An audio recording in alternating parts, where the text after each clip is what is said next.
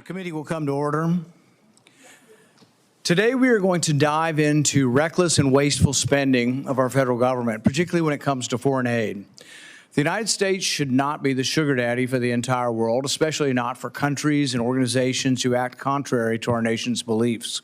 Our country is $36 trillion in debt, yet we continue to send billions of dollars overseas, often funding projects that are not just useless, but in many cases actively harmful.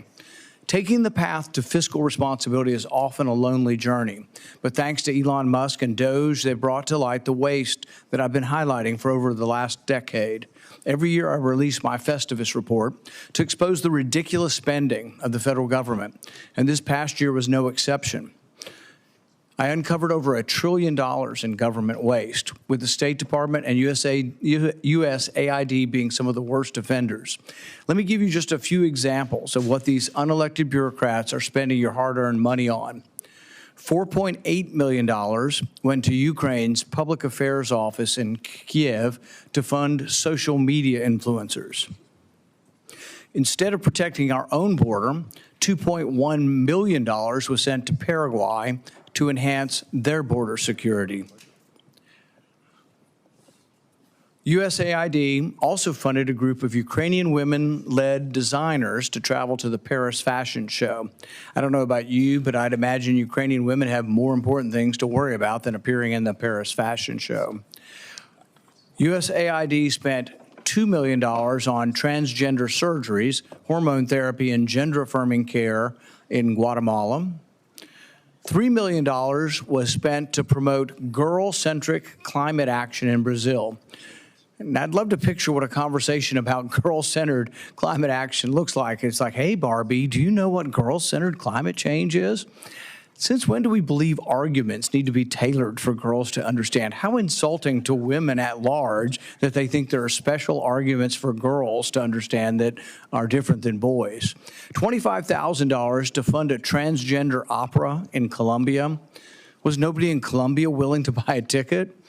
USAID spent $32,000 in Peru to create a comic featuring a trans hero to address social and mental health issues. What does that have to do with diplomacy? $20,000 to fund a DEI program for a drag theater in Ecuador. $20 million was spent to produce a new Sesame Street show in Iraq. USAID spent $6 million to promote a project boosting sustainable tourism in Egypt. I guess the U.S. is now the travel agent for the entire world, since they spent $50 million on Tunisia's tourism, even though it's already one of the most visited countries in Africa. USAID gave $87.9 million to help Afghans farm, and incidentally, farm poppy, the plant from which opium is extracted. As of 2021, Afghanistan supplied 90% of the world's heroin. I thought the saying in the U.S. was just say no to drugs. How about we just say no to wasteful foreign aid? $70,000 for a live musical event to promote diversity, equity, inclusion, and accessibility in Ireland. State Department paid $330,000 to compile a disinformation index to blacklist conservative media outlets. USAID funneled over $54 million to EcoHealth Alliance, funding the very organization linked to the Wuhan Institute of Virology, the likely origin of the COVID-19 pandemic. Disgraceful. $15 million was awarded to Taliban-controlled Afghanistan to distribute oral contraceptives and condoms.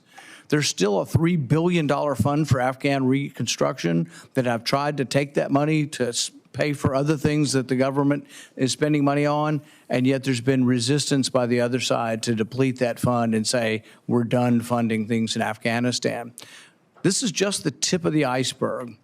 These are taxpayer dollars being used to fund ideologically misguided, ineffective, and unnecessary projects, thanks to the blundering bureaucracy, while our own citizens struggle to put food on the table. This is not what our government was designed to do. The U.S. government is not a charity, and it should not be doling out cash to foreign organizations, some of which actively oppose the United States with no oversight. And we don't have the money to give. We're borrowing the money we send. We need to ask a simple question. Why are we borrowing money to send money overseas? Even if USAID eliminated the crazy left-wing grants for trans operas, it still makes no sense to borrow money to then turn around and send it overseas. Borrowing money to send as charity is like the worker who has no money left after paying for their food, rent, and gas, saying, oh, well, I see this homeless person, I have such great sympathy. I'll go to the bank and I'll borrow $1,000 to give to this person. That's what we are doing. We can't pay for our own, and we are borrowing the money we send overseas. That money could be used to pay down our $36 trillion debt and take care of the American people, the very people who actually pay these taxes in the first place. It's time for a real change. America should not continue to be the world's piggy bank. It's time to end the waste of foreign aid and end the bureaucracy and for once do what's right by the American taxpayer. With that, I recognize the ranking member for opening remarks. Thank you, Mr. Chairman.